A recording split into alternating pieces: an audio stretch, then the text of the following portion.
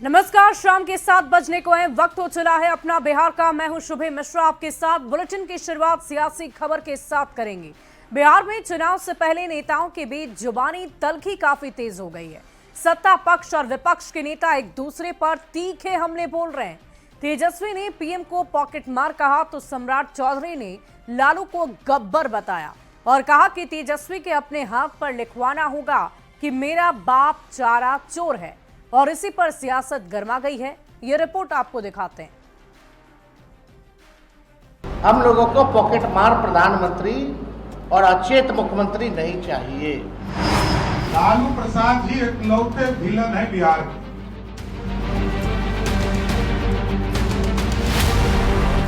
बिहार विधानसभा चुनाव के दिन जैसे जैसे नजदीक आ रहे हैं, वैसे वैसे नेताओं के बीच जुबानी तल्खी भी बढ़ती जा रही है। राजनीति में भाषा का स्तर भी अब लगातार गिरता जा रहा है। शुक्रवार को पीएम मोदी के बिहार दौरे पर नेता प्रतिपक्ष तेजस्वी यादव ने ये कहकर सियासत को गरमा दिया कि हम लोगों को पॉकेट मार प्रधानमंत्री और अचेत मुख्यमंत्री नहीं चाहिए। हम लोगों को पॉकेट मार प्रधानमंत्री और अचेत मुख्यमंत्री नहीं चाहिए। इस बार बिहार की जनता इन लोगों को करारा जवाब देने का काम करेगी। सत्ता पक्ष तेजस्वी यादव के इस बयान को शर्मनाक बता रहा है। रविवार को पटना के श्री कृष्ण मेमोरियल हॉल में एक कार्यक्रम के दौरान डिप्टी सीएम सम्राट चौधरी ने तेजस्वी पर तीखा निशाना साधा। बॉलीवुड फिल्म दीवार का डायलॉग सुनाते हुए ये कहा कि पीएम मोदी को गाली देने वालों को अपने हाथ पर लिखवाना होगा, मेरा बाप चारा चोर है। दीवार फिल्म में अमिताभ बच्चन के हाथ पर लिख दिया था मेरा बाप चोर है, तो अब तो बिहार में लिखवाना पड़ेगा कि मेरे बाप चारा चोर है। सम्राट यही नहीं रुके, फिल्म शोले के किरदार गब्बर सिंह से लालू की तुलना कर दी। लालू को बिहार का गब्बर बता दिया और कहा कि लालू एकमात्र विलेन है जिनसे बिहार की जनता को डर लगता है। बिहार का गब्बर कोई गब्बर सिंह है, उसका नाम है लालू प्रसाद। और लालू प्रसाद जी बिहार की राजनीति में जब तक है, लोगों को तो डर लगेगा कि कहीं लालू यादव नहीं आ जाए। सम्राट चौधरी के तीखे बयानों से बौखलाई आरजेडी ने भी पलटवार किया और कहा कि इस तरह की ओछी भाषा की कीमत बीजेपी को चुनाव में चुकानी पड़ेगी। इसका बिहार की जनता सही समय पे आपसे और आपकी पार्टी भारतीय जनता पार्टी और एनडीए से बदला लेने का काम करेगी। पॉकेट मार प्रधानमंत्री और अचेत मुख्यमंत्री की टिप्पणी से गरमाई बिहार की सियासत अब बॉलीवुड फिल्म के निगेटिव किरदार और डायलॉग तक जा पहुंची है। जिस तरह से तेजस्वी पर तीखे तंज कसे जा रहे हैं, देखना होगा नेता प्रतिपक्ष इसका जवाब किस भाषा में देते हैं।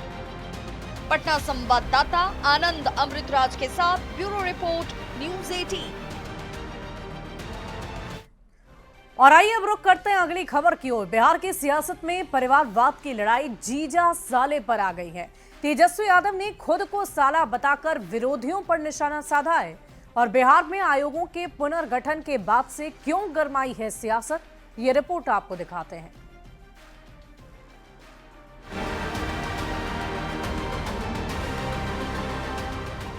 रामविलास पासवान जी के दामाद को आयोग में जगह मिली है।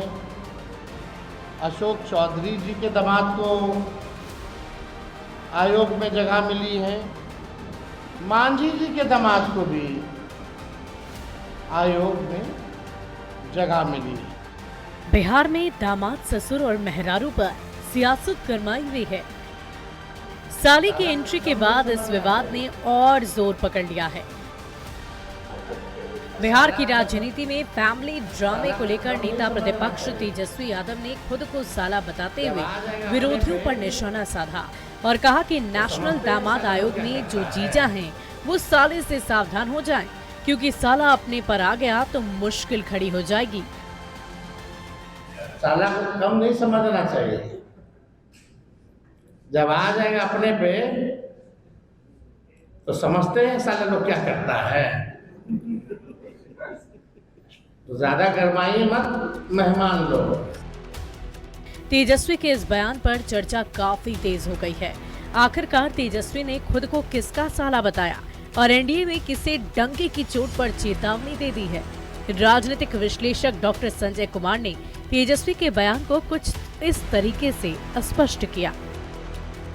चिराग पासवान जी के जो बहनोई हैं वो उनको रिश्ते के तौर पर ये भी मानते हैं कि मेरे भी वो रिश्ते में बहनोई ही हुए। अगर शांभवी इनकी पुत्री हैं अशोक चौधरी जी की, तो बहन के रिश्ते से जो उनके पति हुए वो भी बहनोई हुए, और अगर डॉक्टर संतोष सुमन के बहनोई हैं तो तेजस्वी जी मानते हैं कि वो मेरे भी, तो उस रिश्ते से ये साले बहनोई की बात ये करते। तेजस्वी के साले वाले बयान पर सियासत गर्म है। एक ओर जहां आरजेडी नेता तेजस्वी के बयान का समर्थन कर रहे हैं, तो दूसरी ओर सत्ता पक्ष तेजस्वी यादव पर हमलावर है।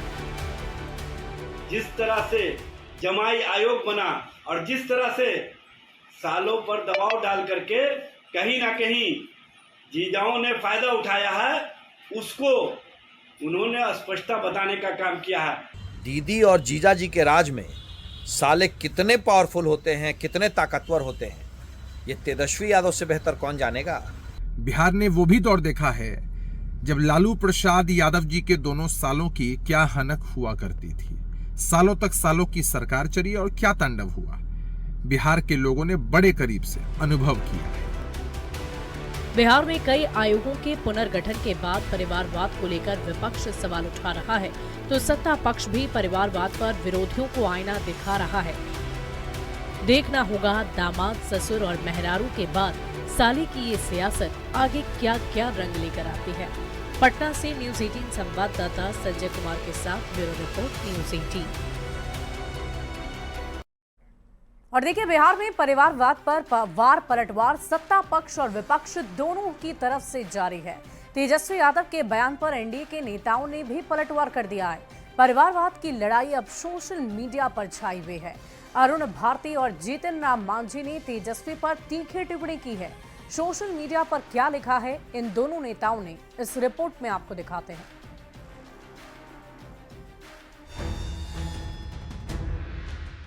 बिहार में चुनावी साल में परिवारवाद पर वार पलटवार दोनों ओर से जारी है।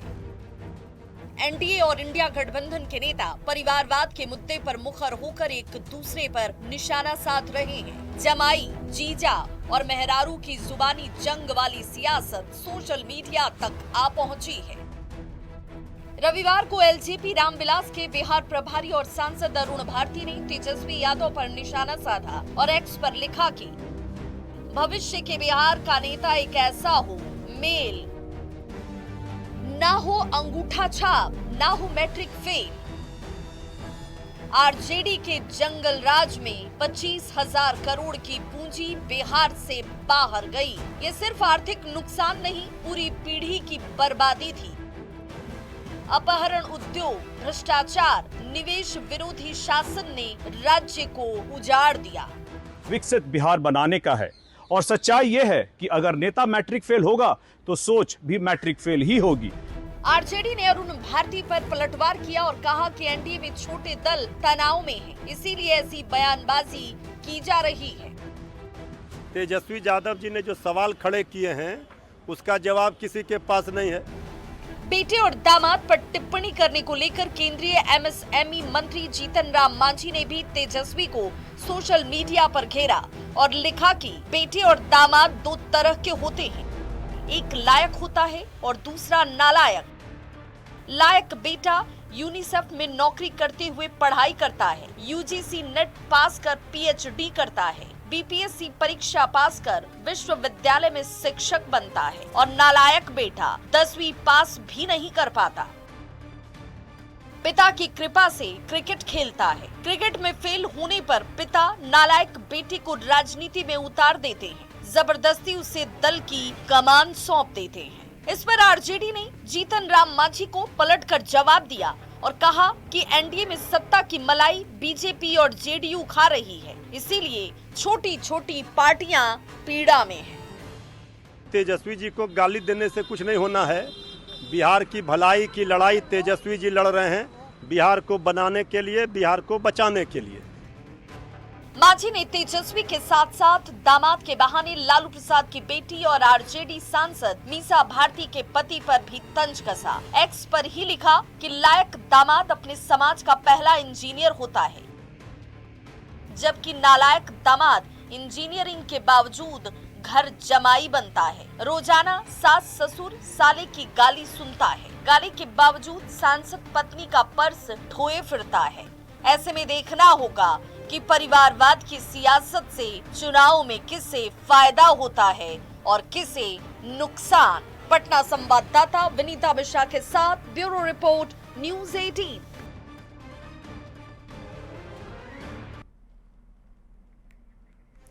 तो देखिए, हम लगातार बिहार की सियासत को लेकर अलग अलग चर्चाओं की चर्चा कर रहे हैं और हम बार बार इस बात को इसलिए बता रहे हैं, समझा रहे हैं, क्योंकि आने वाले दिनों में बिहार में चुनाव होने हैं। लेकिन उससे पहले लगातार चुनावी बयार बह रही है और हर दिन कुछ नई नई बातें सियासी गलियारे में घूमती हुई नजर आ रही है। बढ़ते आगे, 5 जुलाई को राष्ट्रीय जनता दल के राष्ट्रीय अध्यक्ष का चुनाव होना है और इसकी प्रक्रिया सोमवार यानी कि कल से शुरू हो जाएगी। हालांकि जो जानकारी राष्ट्रीय जनता दल के राष्ट्रीय प्रधान महासचिव अब्दुल बारी सिद्दीकी ने दी है, उसके अनुसार आरजेडी के अगले राष्ट्रीय अध्यक्ष लालू प्रसाद ही होंगे। सिद्दीकी ने कहा कि राष्ट्रीय अध्यक्ष पद पर लालू प्रसाद ही रहेंगे और कल वो राष्ट्रीय अध्यक्ष के लिए अपना नॉमिनेशन भी दाखिल करेंगे। सिद्दीकी के अनुसार पूरी पार्टी ये चाहती है कि लालू प्रसाद ही राष्ट्रीय अध्यक्ष बने रहे। राष्ट्रीय अध्यक्ष लालू प्रसाद यादव हैं और रहेंगे, हम लोग यही चाहते हैं। लेकिन उनकी तबीयत नासाज है, कहा जा रहा है। उनकी तबीयत नासाज है तो काम तो हो ही रहा है ना, चल रहा है कि नहीं चल रहा है। मगर तबीयत जहाँ भी कोई बड़ी घटना घटती है तो वहाँ तो जाते ही है ना लालू प्रसाद यादव। कोई भी इम्पोर्टेंट मीटिंग होती है वो मीटिंग में रहते हैं ना। बिना उनके राय मशवरा के पार्टी में कोई काम नहीं होता। तेजस्वी यादव के नाम को बढ़ते आगे, डिप्टी सीएम विजय सिन्हा ने राष्ट्रीय जनता दल पर हमला बोला है। उन्होंने कहा है कि राष्ट्रीय जनता दल को बेदाग छवि वाला राष्ट्रीय अध्यक्ष चुनना चाहिए। घोषित अपराधी का राष्ट्रीय अध्यक्ष होना संविधान और लोकतंत्र का अपमान है। राष्ट्रीय जनता दल को साफ छवि वाले को राष्ट्रीय अध्यक्ष चुनना चाहिए। साथ ही आरजेडी को बार बार परिवारवाद से बचने की भी नसीहत दे डाली। के द्वारा जो घोषित अपराधी हो, ये संविधान और लोकतंत्र का अपमान है कि जो सरकार के पैसे को लूटा आर्थिक अपराधी है और वह व्यक्ति बार बार राष्ट्रीय अध्यक्ष अपने दल का बने। क्या उस दल में कोई बेदाग छवि के लोग नहीं? क्या ये परिवारवाद की राजनीति जमींदारी के भाव से लोकतंत्र के लिए खतरा नहीं है? राजद में रहने वाले बंधुआ मजदूरों से मैं कहना चाहूँगा कि आप एक अच्छे छवि के लोग, जिस पर अपराध भ्रष्टाचार का आरोप नहीं है, ये तो माननीय न्यायालय के द्वारा घोषित है, और इस व्यक्ति को बार बार आप अध्यक्ष बनाएंगे तो आपके पार्टी को पतन निश्चित है। वहीं मोतिहारी के बापू सभागार में महर्षि वेदव्यास जयंती समारोह सह मछुआरा सम्मेलन का आयोजन हुआ। इसमें बिहार सरकार के कई मंत्री के साथ पूर्व केंद्रीय मंत्री साध्वी निरंजन ज्योति भी शामिल हुई। साध्वी निरंजन ज्योति ने लालू परिवार पर जमकर हमला बोला और कहा कि लालू परिवार की पार्टी राष्ट्रीय जनता दल नहीं बल्कि लिमिटेड कंपनी है और इसीलिए उन्होंने जनता को लूटने का काम किया है। साध्वी निरंजन ज्योति ने लालू प्रसाद को राजनीति से संन्यास लेने की सलाह दी है। इतना ही कहना चाहती हूँ, लालू यादव जी, मेरा सुझाव है कि अब हाथ में ले लीजिए माला और घर में बैठ के जप करिए। कि बिहार में जिस तरह से लालू यादव की सरकार रही, एक परिवार, मैं उसको पार्टी नहीं मानती, एक प्रॉपर्टी की तरह जो काम कर रहे हैं, दबे कुचलों की आवाज यदि सही मायने में कोई है तो भारतीय जनता पार्टी है। और देखिए, बिहार सरकार की ओर से वृद्धा, दिव्यांग और विधवा पेंशन में की गई बढ़ोतरी का जेडीयू के राष्ट्रीय कार्यकारी अध्यक्ष संजय झा ने स्वागत किया है। दरभंगा में आयोजित कार्यक्रम में पहुंचे संजय झा ने कहा कि बिहार सरकार सबका ख्याल रखती है और आम लोगों के फायदे के लिए ही काम करती है। उन्होंने कहा कि बिहार सरकार ने पेंशन की जो राशि बढ़ाई है उसका फायदा बिहार के 1 करोड़ से अधिक लोगों को मिलेगा। आपको बता दें कि संजय झा दरभंगा के राज परिसर में आयोजित कार्यक्रम में शामिल होने पहुंचे थे, जिनका मिथिला की परंपरा के अनुसार स्वागत भी किया गया। कुमार जो कमिटमेंट करते हैं वो कमिटमेंट को पूरा करता है। वो कागज पे नहीं रहता है, भाषण में नहीं रहता है। वो अब अगले महीने से सबको 1100 लगभग जितना मिलता था उससे 3 गुना ज़्यादा, लगभग 3 गुना ज़्यादा सीधा। उनकी इतनी खुशी है लोगों में, जो हमको आज बहुत सारे बुजुर्ग लोग मिले और वो बोले कि हम लोग मुख्यमंत्री जी को पूरा आशीर्वाद दे रहे हैं। वही है जो हम लोगों की का जो एक प्रतिष्ठा है, जो एक सम्मानजनक राशि हम लोग को मिल रहा है। बढ़ते आगे, अयोध्या में भगवान राम का भव्य मंदिर बनने के बाद से बिहार में माता सीता के जन्मस्थली पर उनका भी एक भव्य मंदिर बनने की चर्चा लगातार चल रही थी और अब एक लंबे इंतजार के बाद आखिरकार वो समय आ ही गया है जब माता सीता का भी एक भव्य मंदिर बनेगा। मुख्यमंत्री नीतीश कुमार ने खुद सोशल मीडिया पर पोस्ट कर इस बात की जानकारी भी दी है कि सीता मंदिर के लिए कैबिनेट की मंजूरी मिल गई है और जल्द ही इसका निर्माण कार्य शुरू कर दिया जाएगा। साथ ही उन्होंने माता जानकी के मंदिर का डिजाइन भी पोस्ट किया जो अद्भुत और अलौकिक नजर आ रहा है। ये रिपोर्ट हम आपको दिखाते हैं।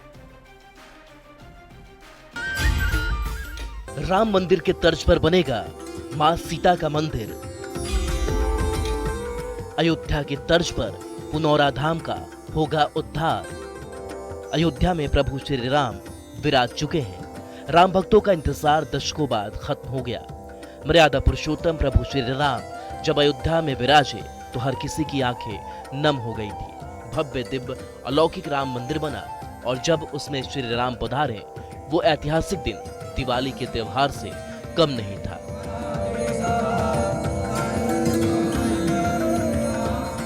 भगवान राम की कल्पना माता सीता के बिना करना भी असंभव है और बात जब बिहार में भगवान राम और माता सीता की होती है तो यहाँ तो श्री राम से पहले माता सीता का नाम लिया जाता है। बिहार में आज भी लोग सीताराम या सियाराम कहते हैं। यही वजह है कि जब अयोध्या में प्रभु श्री राम का भव्य मंदिर बनकर तैयार हुआ तो सवाल ये उठने लगा था कि राम मंदिर तो बन गया, अब माता सीता के जन्मस्थली बिहार के सीतामढ़ी स्थित पुनौरा धाम का जीर्णोद्धार कब होगा। जो सवाल लंबे वक्त से लोगों के दिमाग में था उसका जवाब मिल गया है। इंतजार की घड़ी खत्म हो चुकी है। बिहार के मुख्यमंत्री नीतीश कुमार ने माता जानकी की जन्मस्थली पुनौरा धाम में अयोध्या में श्री राम मंदिर की तर्ज पर भव्य जानकी मंदिर बनाने को लेकर बड़ा ऐलान कर दिया। उन्होंने सोशल मीडिया साइट एक्स पर पोस्ट करते हुए लिखा, मुझे बताते हुए अत्यंत प्रसन्नता हो रही है कि जगत जननी मां जानकी की जन्मस्थली पुनौरा धाम सीतामढ़ी को समग्र रूप से विकसित किए जाने हेतु भव्य मंदिर सहित अन्य संरचनाओं का डिजाइन अब तैयार हो गया है, जिसे आपके साथ साझा किया जा रहा है। इसके लिए एक ट्रस्ट का भी गठन कर दिया गया है ताकि निर्माण कार्य में तेजी आ सके। हम लोग पुनौरा धाम सीतामढ़ी में भव्य मंदिर निर्माण शीघ्र पूरा कराने हेतु कृत संकल्पित है। पुनौरा धाम में मां जानकी के भव्य मंदिर का निर्माण हम सभी बिहार वासियों के लिए गौरव और सौभाग्य की बात है। मुख्यमंत्री नीतीश कुमार और केंद्र की मोदी सरकार हमेशा से राम मंदिर के साथ माता जानकी का मंदिर बनाने के लिए संकल्पित थी। गुजरात के गांधीनगर में मिथिला के लोगों को संबोधित करते हुए खुद गृह मंत्री अमित शाह ने पुनौरा धाम में भव्य माता सीता का मंदिर बनाने की बात कही थी। मिथिलांचल वासियों के कार्यक्रम में कहकर जाता हूं कि आने वाले समय में एक भव्य मंदिर जो दुनिया भर की मातृशक्ति को संदेश देगा कि जीवन कैसा होना चाहिए, जीवन हर तरीके से आदर्श होना चाहिए, इसका संदेश देने का काम मां जानकी का ये मंदिर करेगा और ये मंदिर निश्चित रूप से हम मनाएंगे। केंद्र सरकार और बिहार सरकार अयोध्या से सीतामढ़ी को सड़क और रेल लाइन से जोड़ने की पहल कर रही है। अब यहाँ जब भव्य मंदिर बनकर तैयार होगा तो पर्यटकों के साथ रोजगार भी बढ़ेंगे। पटना से न्यूज 18 के लिए संजय कुमार की रिपोर्ट। और सीतामढ़ी के पुनौरा धाम में माता सीता का भव्य मंदिर बनने जा रहा है और माता सीता के भव्य मंदिर की तस्वीर सीएम नीतीश कुमार ने शेयर भी की है और इसे लेकर एनडीए नेता बेहद उत्साहित दिख रहे हैं। तो कांग्रेस और आरजेडी ने इसमें बढ़ती गई देरी को लेकर सरकार को घेरने की कोशिश की। देखिए, गृह मंत्री जी की मांग और मुख्यमंत्री जी का संकल्प आदरणीय गृह मंत्री अमित शाह जी ने मांग किया था और मुख्यमंत्री जी ने पूरी तरह संकल्पता दिखाया और इसको निर्णय लिया कि जिस तरह अयोध्या में प्रभु श्री राम को स्थापित किया गया भव्य मंदिर में, उसी तरह मां सीता के जन्म स्थान को भी बिहार की सरकार भव्यता देकर बिहार की जनता और देश की जनता को समर्पित करने का काम करेगी।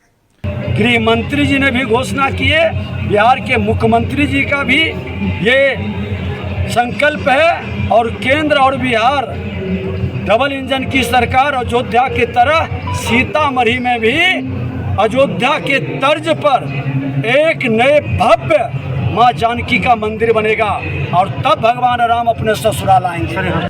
दिक्कत कहाँ है? चुनाव आते ही घोषणाएं भारतीय जनता पार्टी और एनडीए करने लगती है, जबकि सबको मालूम है कि महागठबंधन की जब सरकार थी तब भी पुनौरा धाम के विकास के लिए हमने फंड सैंक्शन किए थे। और ये चीज तो समझने वाली बात है कि आज तक इस पे कुंडली मार के क्यों बैठे हुए थे। आज फिर आदरणीय मुख्यमंत्री जी कह रहे हैं मां जानकी का मंदिर जो पुनौरा धाम सीतामढ़ी में है उसको विकसित किया जाएगा। अब सरकार की विदाई का समय है। अब बिहार को बनाने के लिए, बिहार को बचाने के लिए तेजस्वी यादव जी आ रहे हैं। जहाँ तक पुनौरा धाम में सीता मंदिर का बात है, कैबिनेट के द्वारा पैसा दे करके वहाँ लैंड एक्वायर किया जा रहा है। सीता पूरी आस्था है पूरा देश की, खास करके मिथिला की, एक एक घर में। इसलिए सीता का भव्य मंदिर बने, बिहार सरकार सारा उस पर लैंड एक्वायर करने से लेके उसका पूरा डिजाइन पूरा बिहार सरकार उसका बनाई है और वो टूरिज्म का एक बहुत बड़ा सेंटर बनने जा रहा है। और इसी बीच राजधानी पटना से एक बड़ी खबर का रुख कर लेते हैं। कच्ची दरगाह बेदूपुर पुल का उद्घाटन कल सीएम नीतीश कुमार करेंगे। उद्घाटन, पटना आने जाने में लोगों को होगी सुविधा। 6 लेन गंगा पुल का लोकार्पण होगा। गांधी सेतु पर कम होगा ट्रैफिक का भार। इस वक्त की बड़ी खबर आपको राजधानी पटना से दे रहे हैं, जहां कच्ची दरगाह बेदूपुर पुल का उद्घाटन कल संभव बताया जा रहा है। सीएम नीतीश कुमार कल इसका उद्घाटन कर देंगे और अब लोगों को पटना आने जाने में बहुत ज्यादा सुविधा हो जाएगी। 6 लेन गंगा पुल का लोकार्पण होगा। गांधी सेतु पर इससे कम ट्रैफिक होगा, जिससे आने जाने में समस्या बेहद कम हो जाएगी। तो गांधी सेतु पर कम होगा ट्रैफिक। वही गांधी सेतु पुल जिस पर घंटों आप जाम में फंसा करते थे, वैसी स्थिति अब नहीं होगी, क्योंकि इस नए पुल से अब आवागमन शुरू होगा तो ट्रैफिक की समस्या बिल्कुल ही खत्म हो जाएगी। बढ़ते आगे, बाढ़ से एक बड़ी खबर का रुख कर लेंगे। सीएम नीतीश का बख्तियारपुर दौरा 28 जून को संभावित बताया जा रहा है। सीएम का दौरा 28 जून को संभावित है। करोड़ों के विकास कार्य का बिहार के मुख्यमंत्री नीतीश कुमार जायजा लेंगे। गंगा चैनल सीढ़ी घाट का उद्घाटन भी करेंगे। इस वक्त की बड़ी खबर आपको बता रहे हैं, बिहार के मुख्यमंत्री नीतीश कुमार से जुड़ी हुई करोड़ों के विकास काम का जायजा उनकी तरफ से लिया जाएगा। बख्तियारपुर दौरा 28 जून को उनका संभावित बताया जा रहा है। इस वक्त की बड़ी खबर आपको बता रहे हैं।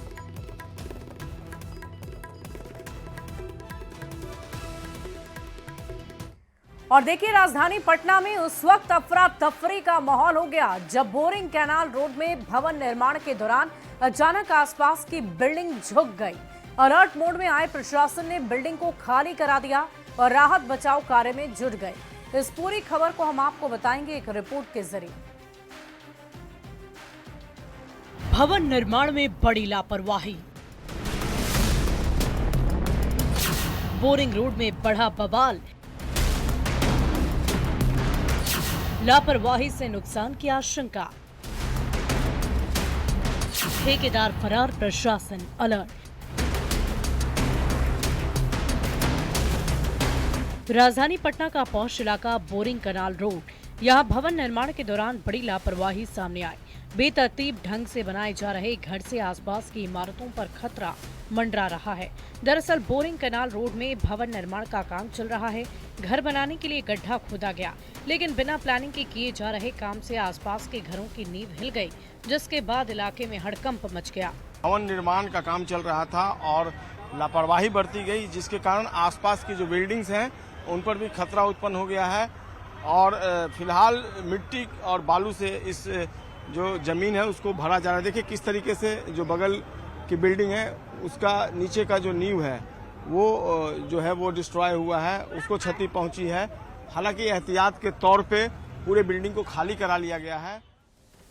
पूरे मामले में नियमों की अनदेखी के आरोप लग रहे हैं। भवनों पर खतरा मंडराने के बाद प्रशासन की टीम काफी अलर्ट है, जिसके बाद पूरे इलाके को पुलिस ने अपने नियंत्रण में लिया। एसडीआरएफ के साथ एनडीआरएफ की टीम भी तैनात है, हालात पर नजर बनाए हुए है।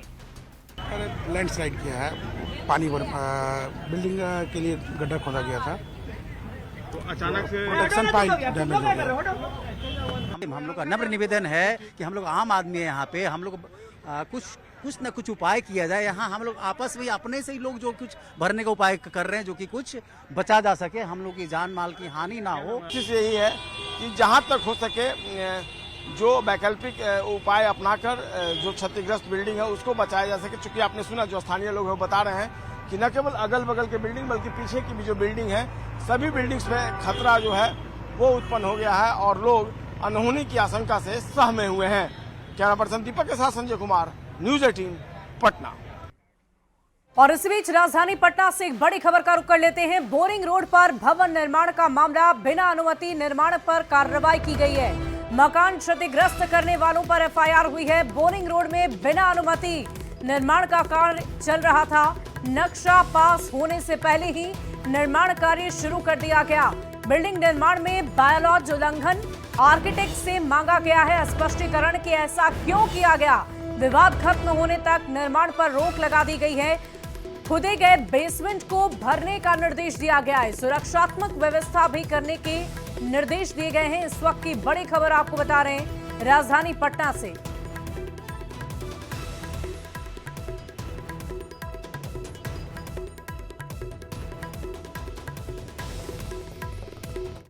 और अपना बिहार के इस बुलेटिन में अभी के लिए बस इतना ही। आगे देखिए जोहार झारखंड सहयोगी जया मिश्रा के साथ। शुक्रिया शुभे।